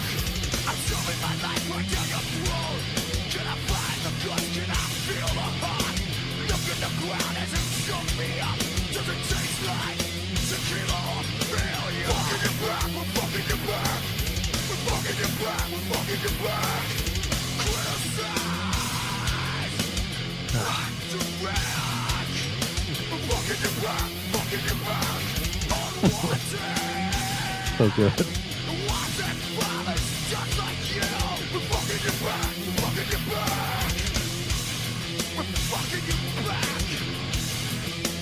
Man. Yeah. I'm just realizing there's a lot of songs that fade out on this album. Yeah, that's true. That's surprising Yeah, for this band. They don't feel like a fade out band, but I guess. no, Mm-mm. they have balls. They don't think they do that pussy shit. Blame Terry Date.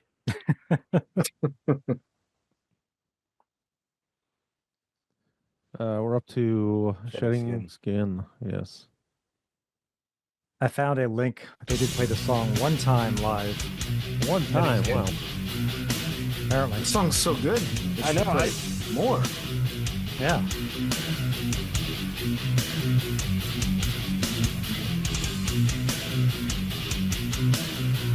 A little whiny of Phil, the lyrics in this, but he's loud. He doesn't do that a lot.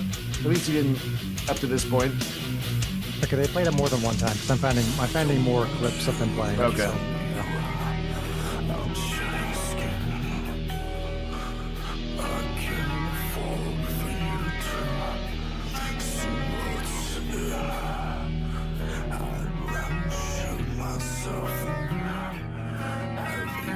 I guess this is the more ballady song of the album. yeah, I'd say so.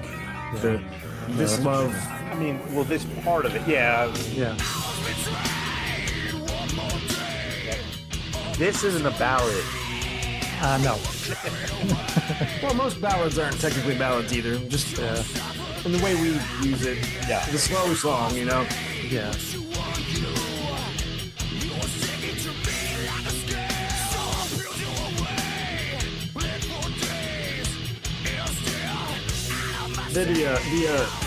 We're about to go into it here again. This riff is really fun to play, actually.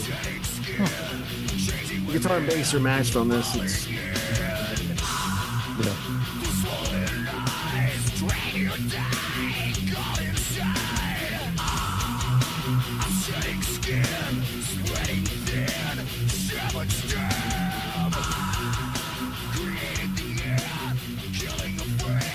kind of ends the riff there. It kind of ends a little White Zombie-ish, like dun-dun-dun-dun-dun.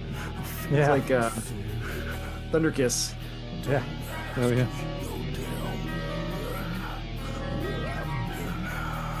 I guess we're gonna listen to the whole song because Eric's trying to fix his camera again. I'm an ass. I'm sorry. Just put a filter on if you're that worried about it. I should turn myself into Put like make your Jaguar or eyes a something. little bigger, Oh, no. Look like SpongeBob SquarePants. sparkly things above your cheeks. You know, something. Wait, now we're Become okay. the poop emoji. I probably could actually. Be a kitty cat. I swear I'm not a cat. I'm not a cat. All right. Sorry. Use my third arm. Unless there's more shedding skin, we can listen to the whole fucking song. You didn't have a whole lot to say because I don't know if you were. I think the Russian lawyers would say Yeah, something. you know. I like that song. I like that song, but it's, you know, I mean, that's the whole thing. Like He's got that. It's got that part where, you know, somebody's fucking and sucking, and he's mad at a girl. So, you know, like for teenage angst, that was good if you had breakup problems. It was a good song for that. I like this But song. It's a heavy fucking riff. That yeah.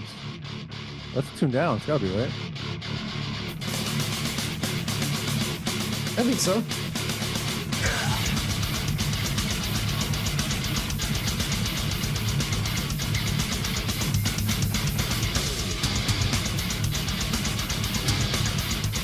I feel like there's an anti-cop vibe in this song. Yeah, for sure. Okay. All right, just making sure. wait, in the band Pantera? What? They were way ahead of their time on that. Yeah. It's like death metal riff. Oh yeah. His dick is gun, his brain is bad. Yeah. Faster way to kill them all with The bass sound is different on this album, this song. There's something heavier about it. The drums there is like. And that riff is basically just palm muting, Yeah. not really notes. A lot of it, you know. Yeah. Yeah, the drums are weird.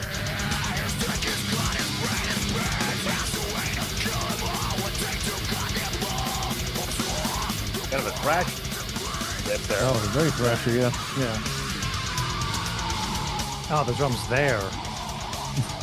Just the whole song again. It's impossible to play these albums because you just want to play the whole fucking thing. That one's got a heavy part too. Do you want to? I don't know if you want to play that.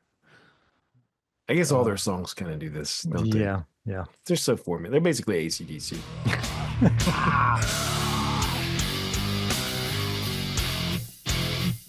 Oh, those pick scrapers. Yeah.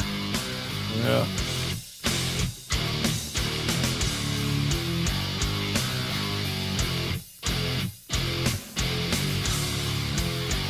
This poor little ham. Yeah.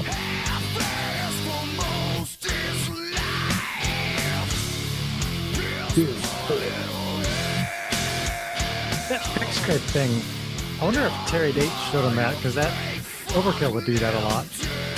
Yeah. And Terry Date produced a lot of the Overkill stuff. He might have just listened to Overkill too. And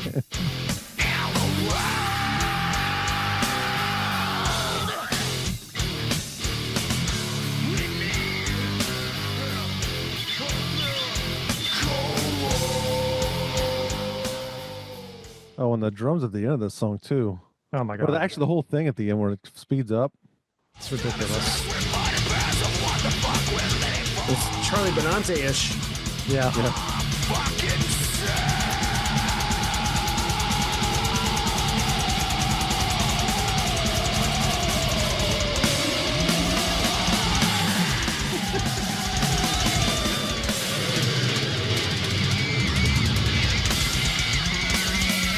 Even the toms sound perfect on this album. Yeah.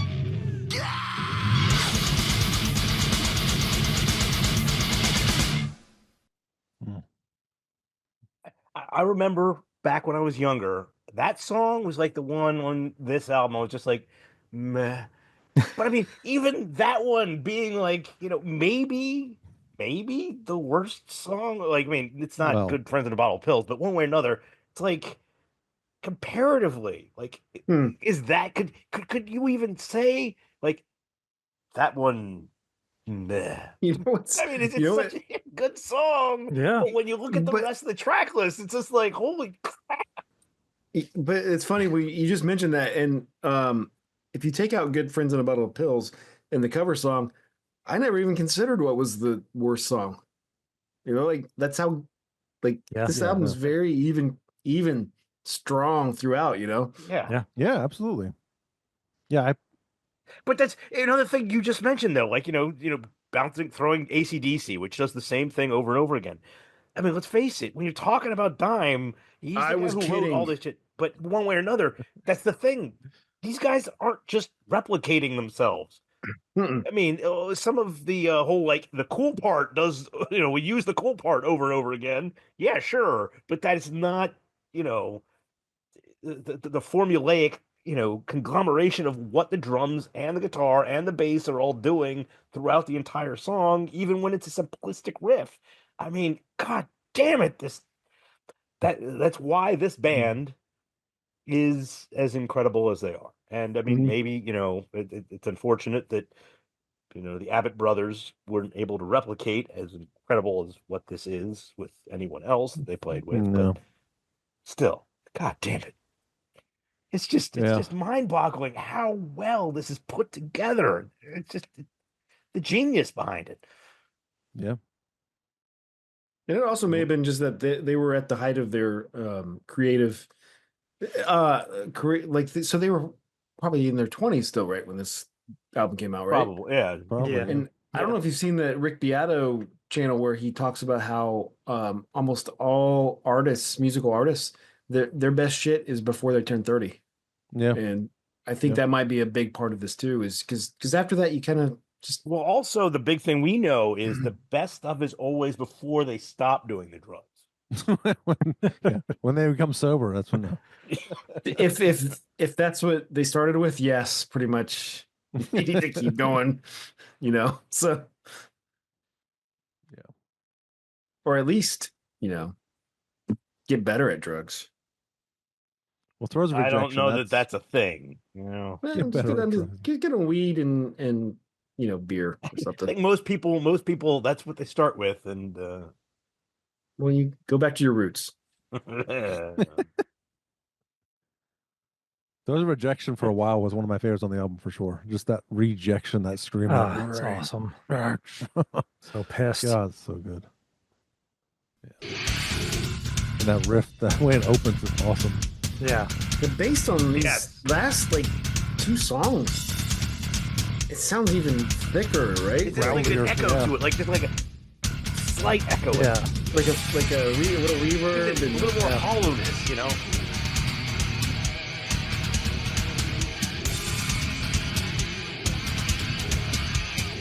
Oh, I mentioned Shedding Skin is kind of a whiny fill. I was thinking of this song actually. He's a little bit for me on this one, but I still love it. Some pretty girl with long hair, some bald guy writhing. Yeah. Is he the bald guy writhing? And the guy with the long hair. He's a pretty girl. I'm a pretty girl. This is fitting what I am. I'm gonna get to the chorus here. Oh, that drum thing. Yeah. What I missed? What?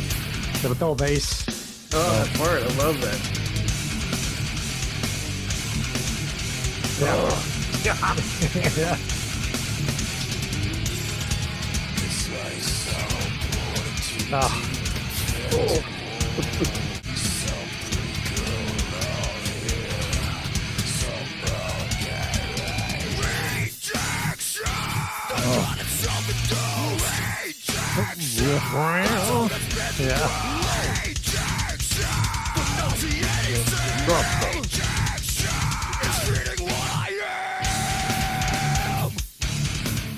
I mean, seriously, that is a great little clip that just goes to show you what each of these individuals as musicians bring to this. That just, you know, that little double bass lick, like, probably practicing this and just like, I'll just do this, and it's just like, it's like you need something. You know, it's like, you know what? Well, let me just do this real quick. And it's just like, you know, every single fan of this band is just going to sit there with their jaw on the floor. Like, fucking A, that is perfect. That's exactly what should have been there. Yeah. And then, you know, a little later in the song, like, you know, just bass lick gets, I mean, it's like, it's when it comes to like what this band did, it seems that like some of it was just unintentional. Like, they were like, yeah, I'll just do this. Yeah. Just throw whatever in, and all What of a about sudden, this? like, This you know, awesome double bass thing out of nowhere. Yeah. Well, of course, the end of this song, we mentioned it earlier, but they used it live. They would go in from I'm Broken into this. So Yeah. the very last thing. The band part. Oh. God. That little thing. Yeah. Is that up on the like by the tuning pegs? It's what it sounds like, but I never really figured out what he's doing there. Yeah, because he can do that, and most people can attempt to do it. He could. He had hard time with it live too, and Zach can't do it live either. So, Well, it's probably hard to get your hand up to that quick if that's what it is. yeah. Whatever the fuck it is, it just like makes this. It's just like one of those. Let me do this real quick. Yeah. And you're like, What the hell even is he Oh, doing? forget it. It's just like this like little sound that just makes it perfect. yeah. A lot of times, I mean, as a guitar player, I've found little things like that you just. It's like the guitar solo Master of Puppets, that really high pitched that that was an accident that Kirk did. The string slipped off the neck, and it made that high pitched noise. It was a complete accident. So there are these things that just happen when you're playing guitar. Sometimes it's just a complete accident. So it could have been that too. Where you're just like, that was cool. I'll do that every time now. Yeah. Yo, were you sitting here yet when I told my little Master of Puppets story earlier? No, I don't think he was. No, because I logged on and Tim had pulled the album out already. So I think I missed it. But I'll just throw it in here just in case, you know, we weren't recording at it. But I took my son out to eat earlier tonight, and one of the things we were talking about, because my wife is a big television fan, and kind of got him involved in that Stranger Things show. And my son really liked it, and he also has been asking me to play him. What's that song that he's doing there? And I almost got here a little late because we sat in the car finishing the song out because we just had to. And yeah, my son, it's one of those just fucking awesome parenting wins that, my son really, really wants to hear Master of Puppets. It's like, yes, Yeah. yes, I And it's win. it's an Definitely anti-drug song, so two good messages There you at go. once. Unlike this entire album. Well, this album is like more like I'm dealing with some shit. I'm dealing with some shit and Yeah. using drugs to assist. So this is like later, Yeah. Children's Much later, later. 20s maybe, Probably. early at Yeah, the soonest. I might not introduce him to this band too much. Just see where it goes after Yeah. Metallica's. Yeah.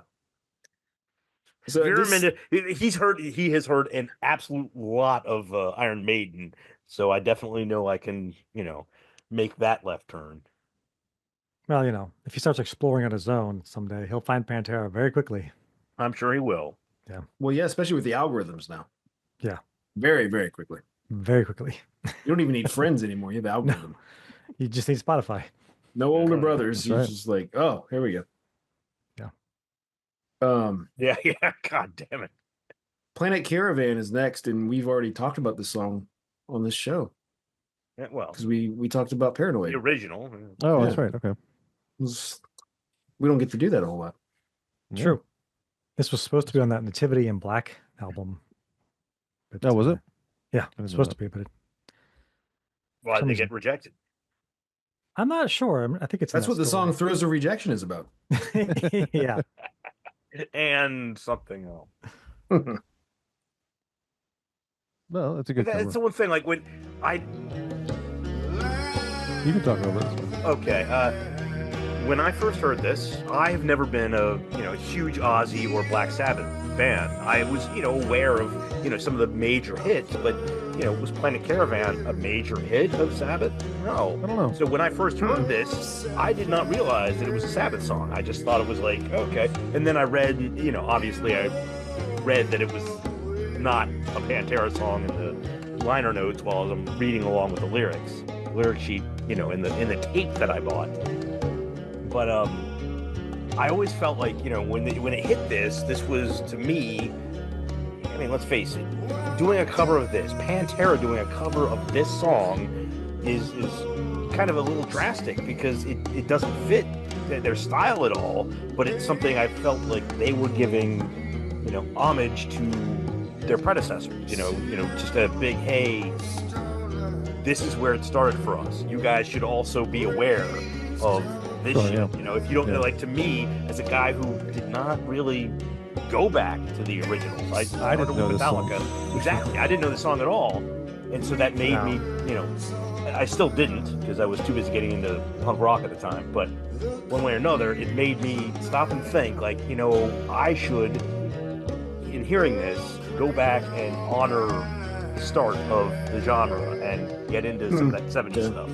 And that's, like the last two episodes we did, getting into all that like 70s heavy metal, which was very exemplative in my top 5. Oh, yeah. Yours, yeah, sure. It wasn't Marvin Gaye and the Muppets. Muppets soundtrack.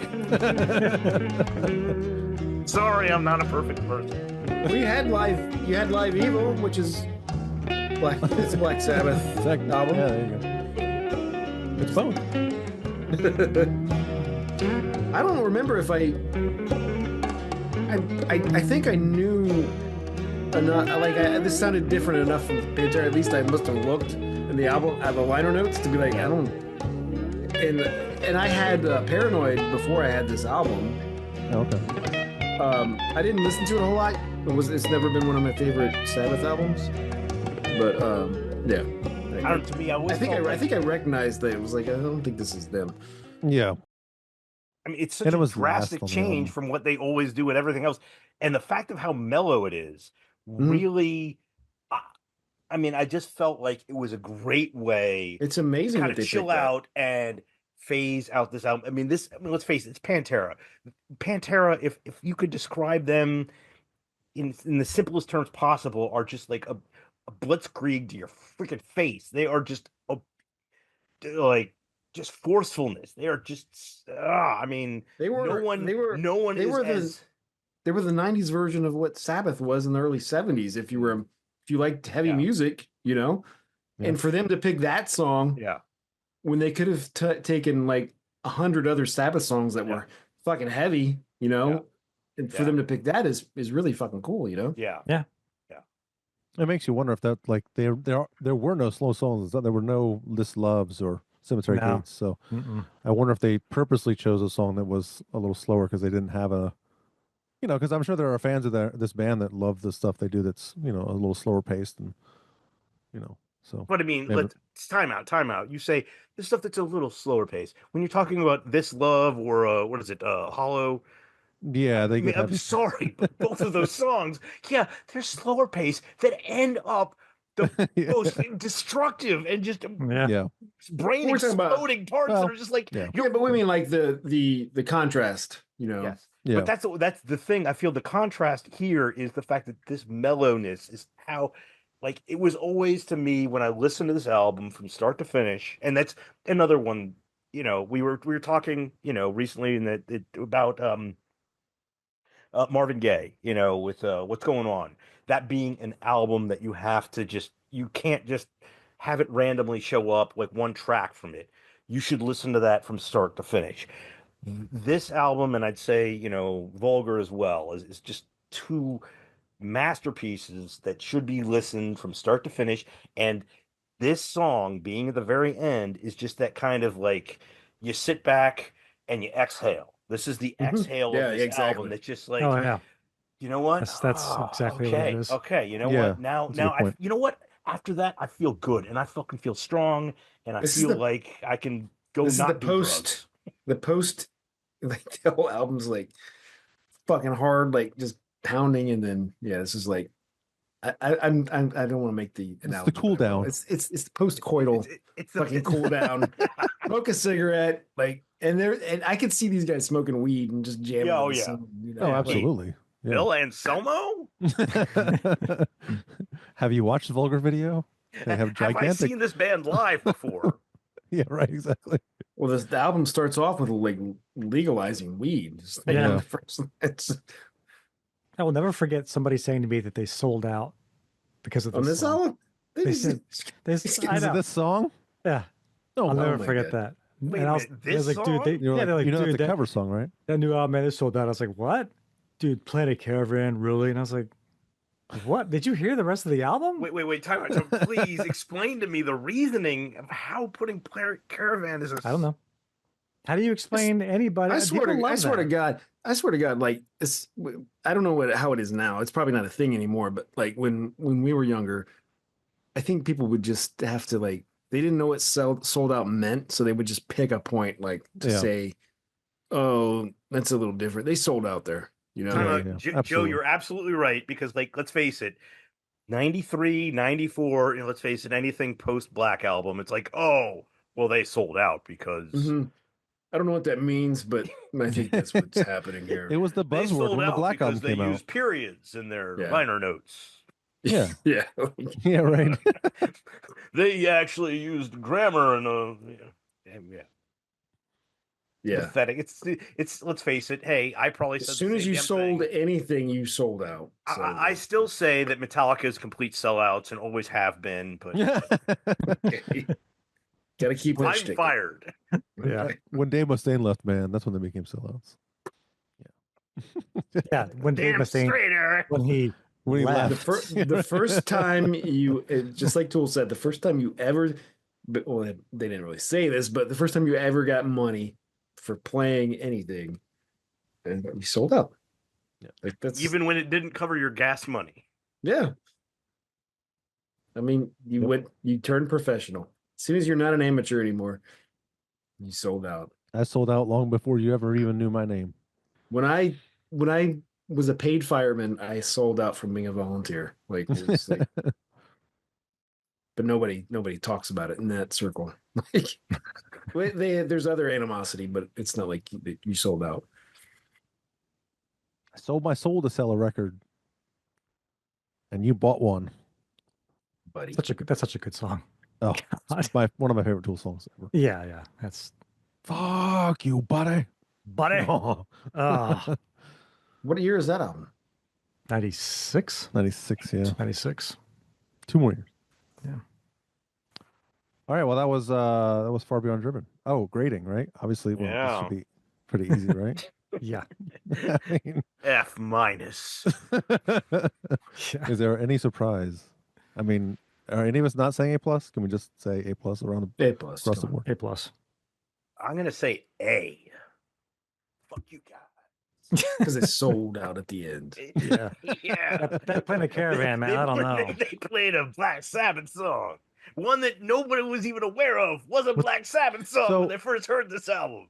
You're not going to give this an A plus. That means it's not going to be our #1 album of the year, probably. Wait, what else? Wait, what? Was there a 94 album that got A pluses across the board? Yeah, Let's what else? find out. I got to pull up my list. Hold on. Yeah, timeout. Let's find out. I don't think there was. If this doesn't do it, then I don't know what would. Yeah, because I mean, timeout. We all. Was I it think, pork were already soda? Oh, you know what it was? This is hilarious. Pride and Glory. Oh Wow. my god! Yeah. All right, A plus. Yeah, you don't want that because there's no way. There's no. Well, hold on. There's no credibility left. I think it would probably end up with the same percentage because the percentage was 97. So, for Pride and Glory, the percentage was, I think it was like 3 A pluses and 1 A or something. So Okay. Well, we gotta So, tilt the. it was the same. I mean, to me, the only reason why I would not say A plus changed it. because He said A plus. I heard it. okay, the only reason is because vulgar. It can't be A. It can't Different it can't be universe. the A same thing I pluses? gave vulgar. No. It's a different universe. This is 94. That was 92. Okay. All right, fine. Fuck it, and fuck all of you. I changed my answer to A plus. This I mean, That's an A Puppets plus, and Justice and are this both is A a- plus. Yeah, these are Yeah. both A pluses. Yeah, absolutely. All right, The bands can have multiple A plus albums for sure. It's possible, yes. Energy, aggression, power. To sum it up, it's a vulgar display of power. Sometimes I think you drink just a little too much blood. I'm sorry, I'm going to PA. Bloodaholics Anonymous. Cut now. Cut it up big time. They are miserable slaves of Satan. Some cunts recording this.